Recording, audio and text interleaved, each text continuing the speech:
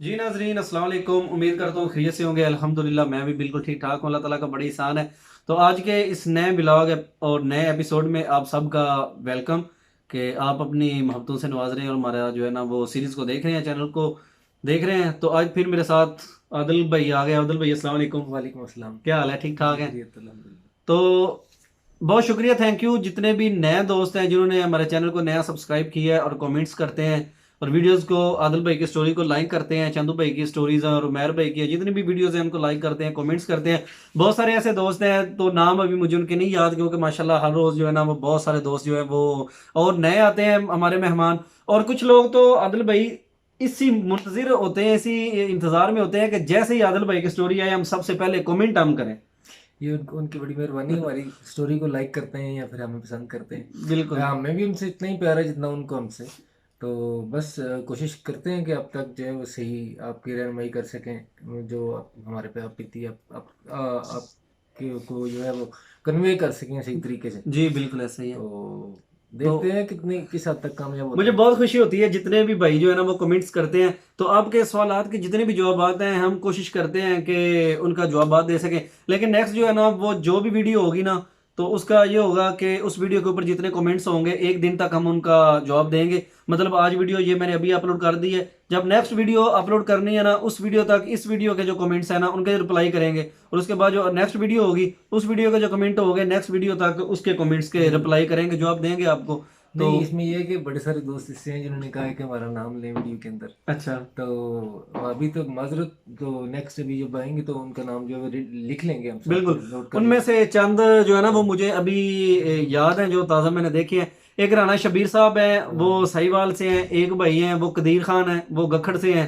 एक अरबाब भाई हैं वो इधर चीचावतनी वाली साइड उन्होंने कोई कहा था, एक जैगम भाई हैं वो जैकबाबाद से हैं, एक जो है वो कराची से हैं हमारे दस्तगीर साहब हैं, और इरफान भाई जो है वो गुजरांवाला से हमें देखते हैं। इरफान भाई बहुत शुक्रिया, थैंक यू आपकी मैं दूंगा। और उसके अलावा कमर भाई हैं वो लाहौर से वॉच करते हैं, नवीद भाई लाहौर से देखते हैं, और उसके अलावा जो है वो कैसर भाई हैं वो भी लाहौर से हमारे फॉलोअर हैं। हम्म। और उसके बाद अफजाबाद से हैं और सुखे की मंडी से हैं, कोट सरवर पिंडी भटियां। उसके अलावा जनाब रावलपिंडी से खास तौर पे मुझे दोस्त ने कहा कि यार आप मेरा नाम नहीं लेते, रावलपिंडी वाले भाई आपका भी बहुत शुक्रिया। इमाम बरी सरकार से एक दोस्त हैं। और इंडिया से जितने लोग हमें मित्र हमारे दोस्त हैं, सिख बरादरी है, वो जितने हमें देखते हैं आपका बहुत शुक्रिया वीरे, बहुत बहुत धन्यवाद ਤੁਹਾਡਾ ਵੀ। ਔਰ ਉਸ ਤੋਂ ਇਲਾਵਾ ਹਿੰਦੂ ਦੋਸਤ ਨੇ ਕਾਫੀ ਸਾਨੂੰ ਜਿਹੜੇ ਨੂੰ YouTube ਤੇ ਫਾਲੋ ਕਰਦੇ ਨੇ, ਔਰ ਸਾਡੇ ਪਾਕਿਸਤਾਨੀ ਜਿਹੜੇ ਮੁਸਲਮਾਨ ਨੇ ਇੰਡੀਆ ਦੇ ਵਿੱਚ ਰਹਿਣ ਵਾਲੇ ਬੰਗਲਾਦੇਸ਼ ਵਾਲੇ ਨੇ, ਆਪ ਸਾਰੇ ਭਰਾਵਾਂ ਦਾ ਵੀ ਬਹੁਤ ਸ਼ੁਕਰੀਆ, ਥੈਂਕ ਯੂ। ਅਲਾਹਾਬਾਦ ਅਕਬਰਾਬਾਦ ਤੋਂ ਇੱਕ ਭਾਈ ਸਾਨੂੰ ਇੰਡੀਆ ਦੇ ਵਿੱਚ ਜਨਾਬ ਫਾਲੋ ਕਰਦੇ ਨੇ ਤੇ ਆਪਣੀਆਂ ਮੁਹੱਬਤਾਂ ਪੇਸ਼ ਕਰਦੇ ਨੇ। ਉਸ ਤੋਂ ਬਾਅਦ ਹੋਰ ਵੀ ਦੁਬਈ ਤੋਂ ਵੀ ਨੇ, ਸਾਊਦੀਆ ਤੋਂ ਵੀ ਨੇ, ਕਤਰ ਤੋਂ, ਬਹਿਰੀਨ ਤੋਂ, ओमान तो, मस्कत तो, कुवैत तो, लिबनान तो, कोरिया तो। सारी दुनिया में हाँ जहाँ पे भी जी। आप हमें देख रहे हैं, हमारा सलाम खास कबूल तौर करें। पर आपकी सबूर मोहब्बत का साहब शुक्रिया। हैं, सबूर साहब और शाहद भाई हैं, दोनों यूके से हैं, आपका बहुत शुक्रिया। रोमानिया से आरफ भाई हैं और एक और चाचा जी हैं वो भी रोमानिया से हैं, वो हमें देखते हैं और वीडियोस पे कमेंट करते हैं। आप सबका बहुत शुक्रिया, थैंक यू आपकी मोहब्बतों का।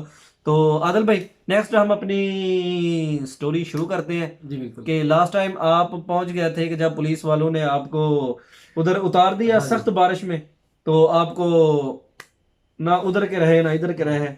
तो आगे शुरू करते हैं। अच्छा, आप लोगों के साथ शेयर किया था लास्ट टाइम, पुलिस ने हमें उतार दिया, वो बिहाज की तरफ जा रहे थे हम।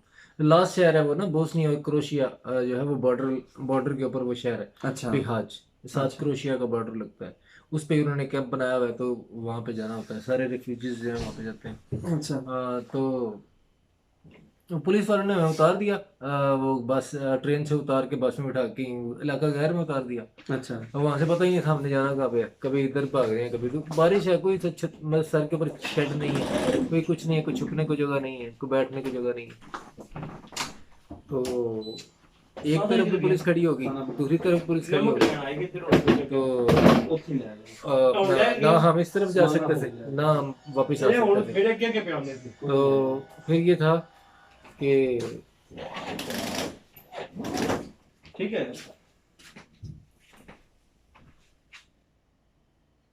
कोई नहीं बोलिए।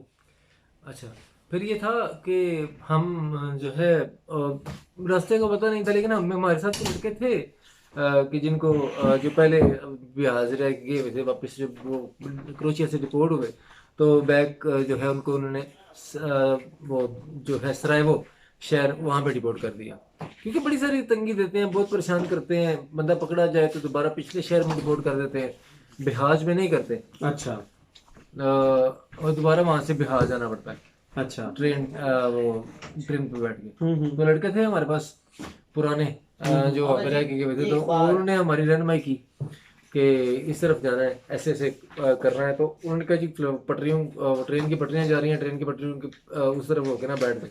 अच्छा हाँ जी। तो जिस देर उतनी देर में पुलिस भी चली जाएगी।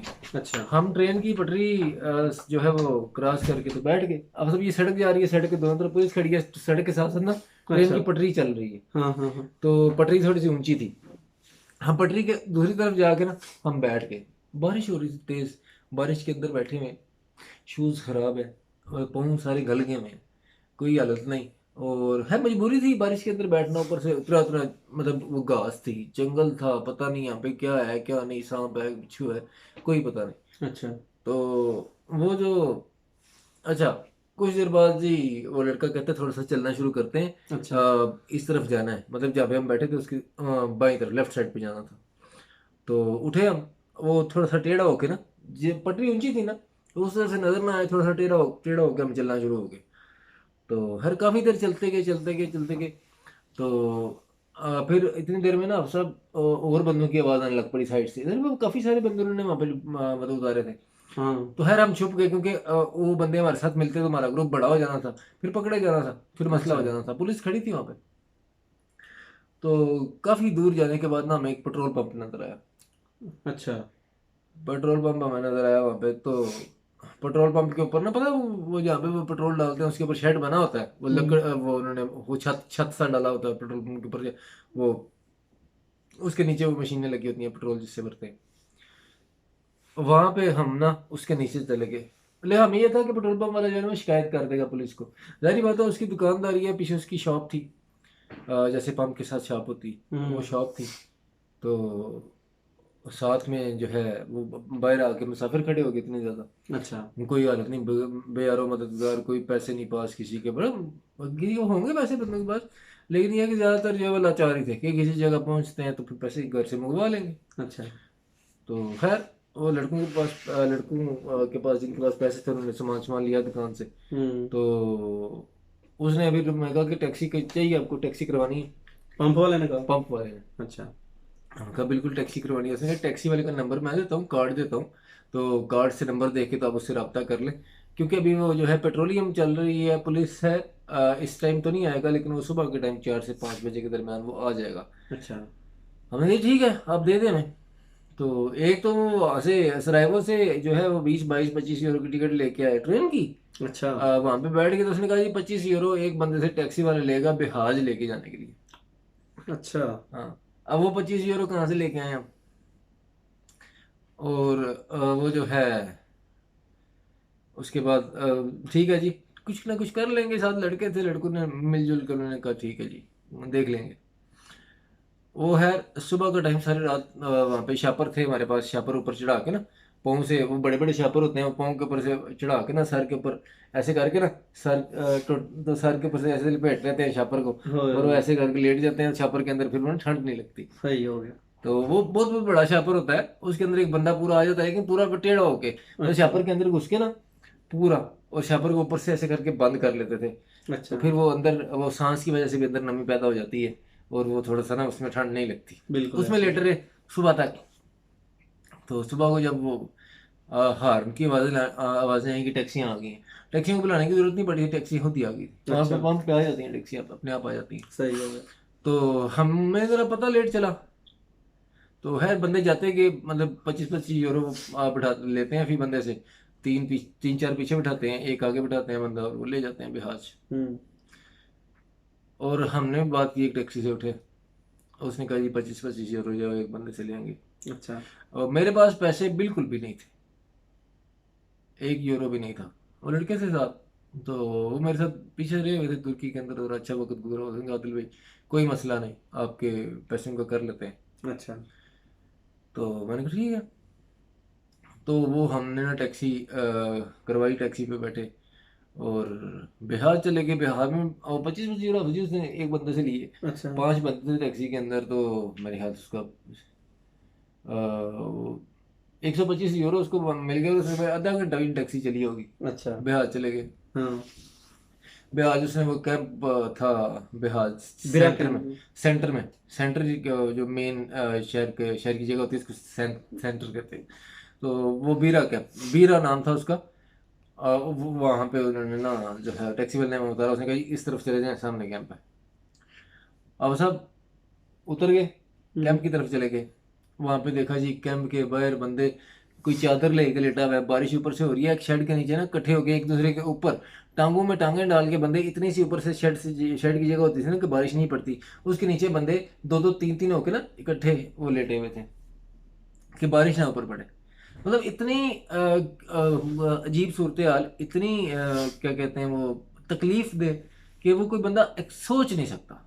और कोई बंदा बोले ना कि ये बंदा कह रहा है कि मतलब आप फील नहीं कर सकते। अब मुझे एक्सप्लेन तो कर सकते, एक्सप्लेन करना बात करना आसान होती है, फील करना बहुत मुश्किल होता है। सही है। अब कोई बंदा फील नहीं अलग ना करे किसी पे से वक्त आए, लेकिन बहुत मुश्किल वक्त देखा हुआ है। तो वहाँ पे जो है गए अब साहब, वो जो भी जरा सी जगह इस तरह की आती कि जिसमें यहाँ पे बारिश ना पड़ती है, वहाँ पे बंदे थे पहले अच्छा। से बैठे हुए। सही है। हमारी तो जगह थी नहीं। तो बिरा कैंप में। बीरा नहीं बाहर, अच्छा। बीरे से बाहर, बीरे कैंप में तो एंट्री होती ही नहीं ना। अच्छा। तो वो कैंप के बाहर जाके खड़े हो गए, है जी आज जो है वो कैंप बाहर खड़े होते हैं, हो सकता है हमें कार्ड बना दें अंदर ले लें कैंप के। हम्म। तो हम खड़े हो गए, इंतजार करने लग पड़े। खैर वो गाड़ियां आती रही कैंप की, वो जो होती हैं कुंभी। नहीं नहीं, वो कैंप की जो बंदों की गाड़ियां होती हैं, जो वहाँ पे एम्प्लॉयज होते हैं, वो आते रहे। स्टाफ आ अंदर गया। स्टाफ आ गया। वो मतलब गेट खोलते थे उनके लिए, हमें वो कहते थे पीछे हो जाओ, निकल जाओ यहाँ से, दबा हो जाओ। हम क्या करते, कुछ देर में ना वो उस दिन मैं मंगल थी, मंगल वाले दिन वो ना बीरा कैंप की सफाई करवाते हैं अंदर से। अच्छा। सारे बंदों को बाहर निकाला उन्होंने। वहां पे मेरे ना दो दोस्त थे, उनको मैंने कॉल की, मैंने कहा यार ऐसे ऐसे मैं बीरा कैंप के बाहर खड़ा हूँ, हम आते हैं।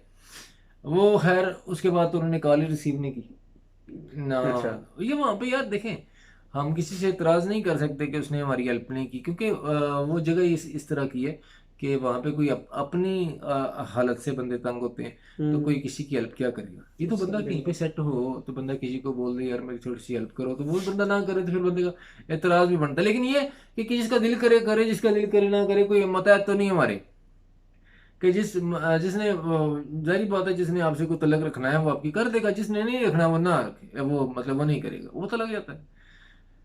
तो उसके बाद जो है कैंप वालों ने वो बंदूक को बाहर निकालना शुरू कर दिया। तो हमें तो कोई चांस नहीं लग रहा था कि हमें अंदर लेंगे। तो अच्छा। सफाई सफाई करवाने लग पड़े, उनका जो भी निज़ाम था हमें तो पता नहीं था। और सुना ही उन बंदों से कि सफाई करवाते हैं मंगल के दिन। अच्छा। उतने देर में साहब एक गाड़ी आ गई, वो पुलिस की बाहर। अच्छा। वो बंदों को पकड़ पकड़ के ना गाड़ी के अंदर डालते थे, अच्छा। गाड़ी के अंदर डालते थे बंदों को पकड़ पकड़ के, घसीटते थे गाड़ी के अंदर, करते थे और उनको ले जाते थे, पता नहीं कहाँ पे लेके जाते हैं। हम्म। तो वो किसी से पूछा यार ये बंदों को कहाँ पे लेके जाते हैं, जब गाड़ी आती है बंदा कोई इस तरफ भाग जाता है कोई उस तरफ। उन्होंने कहा जी क्रोशिया के बॉर्डर पे एक पहाड़ी है बहुत ऊंची सी, वो वहां पे जाके ना छोड़ देते हैं। अच्छा। वहाँ पे कैंप बना हुआ है, तंबू लगे हुए हैं, अच्छा। और कोई टॉयलेट नहीं वहाँ पे, कोई कुछ नहीं वहाँ पे। हम्म। तो वहाँ पे जो है वो छोड़ आते हैं। अच्छा, हाँ मैं भी गाड़ी ने पकड़ लिया, गाड़ी में बैठ के। तो गाड़ी में बैठ के जो है वो पुलिस वाले हमें जो दूर उतार आए पहाड़ के ऊपर।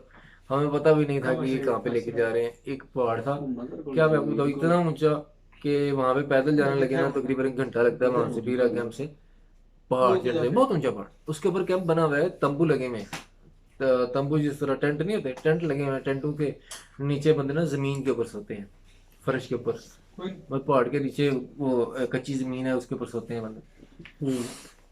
तो ऐसी हालत देखी तो यार परेशान हो गए कि यहाँ पे मेरे रहना पड़ेगा। अच्छा। जब वहाँ पे बंदों बंदों से पूछा हालात का, तो उन्होंने बताया कि किसी ने कहा मैं 6 महीने हो गए हैं, कोई कहता था मैं साल हो गया। अच्छा। मैंने कहा हमें तो महीना रहना पड़ गया यहाँ पे, तो हम तो मर जाएंगे कि जिस तरह के हालात हैं। को ना पास देखें, बंदे के पास पैसे भी ना हो, बंदे के पास कोई मतलब और चीज़ भी नजर ना आती हो आगे से, तो बंदे ने तो यही कहना है ना। बिल्कुल ऐसा ही है। तो है वहाँ पे मुझे ना एक दोस्त मिल गया, दोस्त वो वाला और जिसका आपको मैंने अपनी स्टोरी के अंदर बताया था कि वो काशी लड़का था, वो जो तुर्की से यूनान पहुंच गया, अच्छा मैं पीछे रह गया। अच्छा। तो फिर मैं भी वहाँ पे यूनान आ गया उसके पीछे पीछे। अब वो मुझे बिहार उस कैंप में मिल गया था, अच्छा अच्छा। वो भी आगे गेम के लिए आया हुआ था। वो आ, एक हाँ, आपको नहीं पता था? नहीं मुझे नहीं पता, वो एक गेम करके आ गया हुआ था। हम्म। वो एक गेम करके 16 दिन रह के आया था। सही। तो 16 दिन के बाद पकड़ा गया तो उन्होंने रिपोर्ट किया उसके। वो किसी एक ना होटल पे काम कर रहा था, वो पाकिस्तानी किसी ने होटल बनाया हुआ था। वो पकोड़े शकोड़े तलता था और वो बिरयानी शनी बना के ना वो बेचता था अपने जी वहाँ पे कैंप में। क्यों खाने शाना तो देते नहीं, तो अपना ही खाना पड़ता है, हमारे पास पैसे नहीं थे, हमने कहाँ से खाना था। तो वो खैर वो मिल गया मुझे। दोस्त उतने अच्छे। तो उसने कहा आदिल तुम ना मेरे साथ रहना। हमने प्लान बनाया जब मैं चला जाऊंगा यहाँ से तो फिर मतलब तुम्हारा गेम का प्रोग्राम बनता है, तुम चले जाना, मेरा बन गया तो फिर भी तुम मेरे पीछे से भी पीछे इस होटल पे रहना सही हो गया। जब तक तुम्हारा नहीं चलता। मैंने कहा ठीक है, खाना खाने पीने को भी मिलेगा, सब कुछ मिलेगा। मैंने कहा, ठीक है। तो बड़ी मेहरबानी, शुक्रिया। तो उसके बाद से रहने लग पड़ा। 2 से 3 दिन जो है वहाँ पे गुजारे। वो ये था कि वो सारा दिन वहाँ पे बर्तन धोता था। हम्म। पानी शानी सुबह बड़ी गाड़ी आती है वहाँ पे, आपने देखी होगी सब। वो बड़ी सी गाड़ी आती है, उसमें पानी भरा होता है, वो सारे अपनी अपनी गैलने लेके जाते हैं पानी भर के। वो होटल का पानी भरने में उसके साथ जाता था। वो छोटी छोटी गैलने होती थी, एक बड़ा सा ड्राम होटल वाले ने रखा हुआ था और रहता था, दो दो गैलने हम पकड़ते थे, वो वहाँ से भर के गैलने वापस लेके आते थे। उसमें वो जो है वो उल्टा के पानी फिर दोबारा भरने जाते, जब तक वो फुल नहीं था होता। वो बर्तन धोने के लिए और इधर उधर वो जो खाने वाले कस्टमर आते हैं उनको पिलाने के लिए पानी सारा भरते थे सुबह। सही हो गया। तो वो फिर खैर, और आता को बेचारा बर्तन धोता था, बंदों को खाना देता था, सारा कुछ करता था। लेकिन मैं कुछ खास वहाँ पे काम नहीं था करता। हम्म। तो जब मैं बालन वगैरह जो आग जलाने के लिए लकड़ियाँ शकड़ियाँ इकट्ठी करनी होती थी जब, क्योंकि वहाँ पे गैस का सिस्टम तो सोच नहीं, एक्सपेक्ट नहीं कर सकते। वो बालन इकट्ठा करना पड़ता है। होटल वाले ना वो साथ सी जंगल है, पहाड़ के ऊपर दरख्त होते हैं, तो वो जंगल में जाके वहाँ से वो बालन छलन इकट्ठा करके लेके आए, तो मैं उनके साथ जाता था बालन इकट्ठा करना। अच्छा। तो मुझे कहता है एक दिन, कहता है यार ऐसा करें, उनके पास भी कोई इतने खास पैसे नहीं थे, बड़े वो भी काफ़ी गरीब थे। अच्छा। तो एक गेम में बेचारा करके आ गया था, उसके पास इतने पैसे भी नहीं थे कि पीछे से वो कह लेंगे सेम कहानी थी। तो वो पीछे से मंगवा के ना तो वहाँ पे को खर्चा कर सके। अच्छा। तो वो जो है वो उसने होटल पे काम करके गेम के पैसे इकट्ठे किए जो अगली गेम उसने करनी थी। तो मुझे कहता है यार ऐसा करते हैं, लोकेशन पे चलते हैं। लोकेशन का मतलब ये है कि खुद चलते हैं, अच्छा। एजेंट के साथ बात नहीं करते। इतने पैसे कहाँ से देंगे, आगे भी वो कहते हैं मैं 16 दिन रह के आया हूँ, मैं सारा देख के आया हूँ कैसे करना है क्या करना है। अच्छा। है भी वो मतलब इंटेलिजेंट था। तो आपको फोटो देंगे स्टोरी के एंड पे, उसकी भी और अपनी भी। अच्छा। तो वो जो है एक लोकेशन थी, उस पे ना काफ़ी अर्सा पहले एक मित्र इंडियन बंदा था, वो गया हुआ था उस अच्छा। लोकेशन पे। इटली, अकेला ही? इटली आया हुआ था, अकेला था, ग्रुप के साथ था। लेकिन वो मित्र की लोकेशन थी, लेकिन वो लोकेशन तब की थी जब इतनी सख्ती नहीं थी। अच्छा। मतलब वो ओपन लोकेशन थी, बोस्निया से लेके इटली तक के वो जो रास्ता आता है वो मतलब जो पाए होते हैं, मतलब ओपन रास्ते। हाँ, हाँ, कच्चे पैज हो। कच्चे, जहाँ से गाड़ियाँ गुजरती हैं। ये नहीं कि वो सड़क हो गई, गलियां हो गई, या सब बस सड़क वो सॉरी जंगल हो गया या पहाड़ हो गए, वो सब ओपन सड़कों की लोकेशन थी, पायों की लोकेशन थी, इस तरह गांव के अंदर से लोकेशन गुजरती थी। तो अच्छा। वो ओपन लोकेशन थी। ये नहीं था कि वो एकदम अच्छे वक्त की लोकेशन थी कि मतलब जब सख्ती नहीं थी, सख्ती नहीं थी उस वक्त की। नॉर्मल इलाज हाँ, की थी। मुझे कहता है यार लोकेशन पे खुद चलते हैं, लेकिन इसके लिए थोड़ा सा हमें जो है वो इसको रीड करना पड़ेगा, इसको स्टडी करना पड़ेगा, अच्छा। इसको कैसे मतलब करना है। तो मैंने कहा जी कर लेते हैं, ठीक है। और दूसरा हमारे पास पैसे नहीं थे कोई इतने खास के हम सामान सामान सामान अपना ले लेते सही हैं। है। वो बैग लेना था, कपड़े लेने थे, कोई इस तरह का सामान खाने पीने का सामान लेना होता है। अच्छा। एक पावर बैंक लेना। हाँ। वो हमें कुछ लड़कों से बात की कि ये कुछ तो 3 3 4 4 डंकियां लगा के वो बंदे अब यूनान चले गए हैं या पाकिस्तान भी चले गए हैं। अच्छा। उन्होंने कहा जी इसने इटली जाना है, हमारे साथ आ जाओ। अच्छा। सिर्फ ये है कि हमें आपकी थोड़ी सी हेल्प चाहिए, आपके पास पैसे हैं। तो वो ऐसे ही अपने जाया करते ने, हाँ हाँ। तो चले हमारे साथ आप आ जाए, हम भी सामान ले लेंगे दोनों, आप भी ले लेना। आप भी ले लें। और पावर बैंक चाहिए, वो पावर बैंक मोबाइल हमारे पास है, पावर बैंक भी एक चलो जो जितने में 2 4 बंदे हमारे साथ आ जाएं, हाँ वो हाँ। हमारा खर्चा भी उठाएं और हम उनको अपने साथ ले जाते हैं। बिल्कुल सही हो गया। तो ये बात आपसे शेयर करने में कोई शर्म नहीं, कोई मतलब इस तरह की बात, क्योंकि जो चीज़ हो, जो बात अगर बंदा बता रहा हो तो उसको सच्ची बतानी चाहिए। तो वो बंदे रेडी नहीं हुए। उन्होंने कहा जी नहीं, इन्होंने क्या इतने इतने अच्छे एजेंट की गेम की, ये 3-4 हजार यूरो की, तो वो नहीं पहुंचा सके, तो इन्होंने हमें फ्री लेके इन्होंने जाना। किधर पहुंचाना। हाँ फ्री कैसे लेके जाएंगे ये? हमें कहा, ठीक है यार, मैं अल्लाह को पता नहीं क्या मंजूर है, हो सकता है यहाँ पे ही रहना मंजूर हो। खैर अच्छा वो एक बाबा जी हमें मिल गए। बाबा जी के पास एक 100 यूरो था। अच्छा। बाबा जी कहते हैं मैं देने को तैयार हूँ 100 यूरो। मैं कहा बाबा जी हमने लेना नहीं है, आप 100 का ऐसे करें, 100 का 200 कैम बनता था, वहाँ की करेंसी पूछनी है कि, मैं आप ऐसा करें, आप अपना भी सामान लें और हमारा भी सामान लें। एक और बाबा मिल गया, उसने कहा मेरे पास भी इतने पैसे हैं थोड़े से, उसने कहा मैं भी देने को तैयार हूँ। तो कुछ काशी के पास भी थे, उसने होटल पे काम किया हुआ था। हम्म। और सामान सामान हमारे पास बेशुमार हो गया खाने का जो था। खाने का। और एक एक लड़का, फिर हम 4 बंदे हो गए, 2 बाबे और 2 हम। एक लड़का फिर हमें मिल गया वहाँ पे, काफ़ी परेशान, काफ़ी पुराना बैठा था। उसने कहा जी, सैफुल्ला नाम था उसका। उसने कहा, मैंने उसे पूछा, मैं कहा यार हम ना खाना खाने काशी और मैं जा रहे थे नीचे सामान लेने, सॉरी अच्छा सामान लेने जा रहे थे, रास्ते में बंदा मिला पहाड़ी से ना नीचे, वो जहाँ पे आप बताया कि जहाँ पे वो कैंप है बीरा, अच्छा। जहाँ से वो गाड़ी उठा के हमें ऊपर पहाड़ी पे छोड़ के गई थी। सामान वहाँ से लेने जाना पड़ता है गेम के लिए, पैदल ही घंटे घंटे का सफर है, घंटे डेढ़ का, मैं भी। घंटा डेढ़ लग जाता है। पहाड़ी से नीचे जाते घंटा डेढ़ लग जाता है, पहाड़ी से वापस आते घंटा डेढ़ लग जाता है। अच्छा वो कहता है यार मैं काफ़ी दिन हो गए यहाँ पे बैठे हुए, ना तो पहुँच नहीं होता है, ना कोई और बात होती है, ना इतने पैसे भी नहीं है मेरे पास, कैसे जा सकता हूँ मैं, मुझे ना समझ नहीं आती, वापस भी नहीं जाना। तो मैंने कहा यार देखो, खाना आपने खाना है तो हम नीचे जाके, हमें भी भूख लगी है, पैसे चले थोड़े से हमारे पास हैं, हमने भी खाना है, तो आप हमारे साथ चलो तो खाते हैं। तो उसको नीचे साथ ले गए, खाना शाना खाया, तो वहाँ पे बैठे हुए ना, वहाँ प्रोग्राम बन गया। उसने कहा जी मैंने कहा यार ऐसा करो, इटली जाना है? कहता हाँ जाना है। कहता मेरे पास, मैंने कहा तुम्हारे पास है क्या, पहले ये बताओ। कहता मेरे पास पावर बैंक है। मैंने कहा ठीक है। मैंने कहा देखो तुम्हारा एक पावर बैंक लगेगा, तुम हमारे साथ चलो, हम तुम्हें इटली ले जाएंगे अगर अल्लाह अच्छा का मंजूर हुआ तो। वो बड़ा खुश हो गया, कहता ठीक है मैं तैयार हूँ। और फिर उन्हीं पैसों में से हमने उसका भी सामान लिया, अच्छा उसका भी खाने पीने का सामान, उसका सारा कुछ लिया, उसको भी साथ ले गए। 5 बंदे टोटल हो गए। अच्छा। अब हमने प्लान बनाया कि कल हम निकल जाएंगे। करीब 5-6 दिन तकरीबन मैं रहा वहाँ पे बिहाज में, एक हफ्ता रहूँगा ज़्यादा से ज़्यादा। नहीं कल हम निकल जाएंगे। हमने प्लान बनाया, सारी रात में हमने बैठ के ना लोकेशन को स्टडी किया, अच्छा। क्या करना है, कहाँ से निकलना है। वो लोकेशन आपने ली कैसे? वो वहाँ से भी कोई बंदा था, वो उससे मिल गई थी, अच्छा एक काशी के पास पहले ही थी। अच्छा। वो मतलब किस तरह की होती है, क्या मतलब लोकेशन, थोड़ा सा ब्रीफ। लोकेशन देखें, जैसे आम, जैसे मैप आप खोल लेते हैं, मतलब आप गुजरात में अगर, गुजरात से आप सेट करते हैं अपनी लोकेशन जो है होती है, एग्जैक्ट लोकेशन जहाँ पे आप मौजूद हैं वो लोकेशन, और डेस्टिनेशन जहाँ पे आपने जाना है ये अच्छा वो सिलेक्ट कर लेते हैं आप।